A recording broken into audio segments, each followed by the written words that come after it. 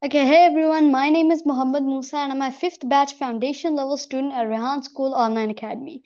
So today I'm going to be summarizing a TEDx talk video I saw, which is Making Peace is a Marathon by El-Khalil. So she is Lebanese, and she starts off by saying that Lebanon is it's a destroyed country, whether from civil wars or its unstable government. But one day they stand united, and that is when the marathon takes place. She used to be a marathon runner, and that helped in her mental health and for her to dream big. But one fateful day, while she was training, she got hit by a bus. She nearly died and was in a coma and stayed in the hospital for 2 years. She couldn't run anymore, but wanted everyone else to be able to.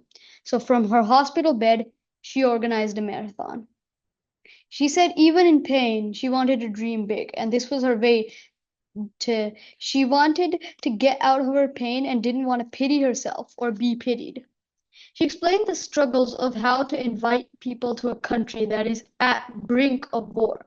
How can she convince people who are just fighting and killing each other to come and run in peace? How do you convince people to run 26.2 miles? These were all the questions she had. But then she went all over the country, even in small villages. So afterwards, they were touched by her story. So in turn, they shared theirs. It was honest. It was honesty and truthfulness that brought that trust back, is what she said after convincing over 6,000 runners from 49 nations that came to the start line and ran in harmony.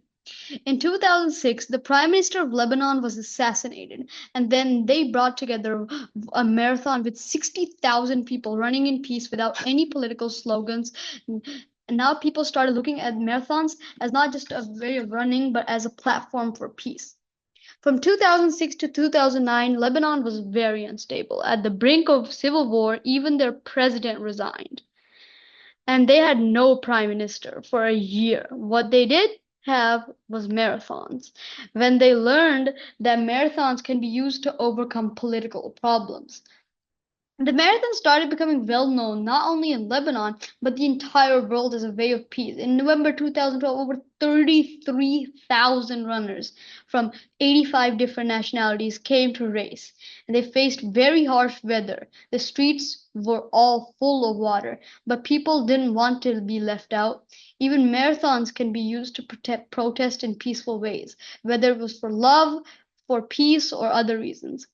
BMA started supporting causes as she says, the culture of giving and doing good has become contagious.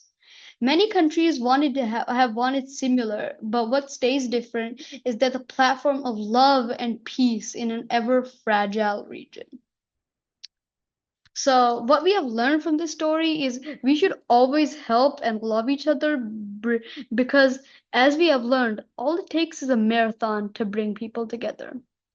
So, that was a wonderful story, and I hope you all enjoyed me explaining it, and I'll see you all next time. Goodbye.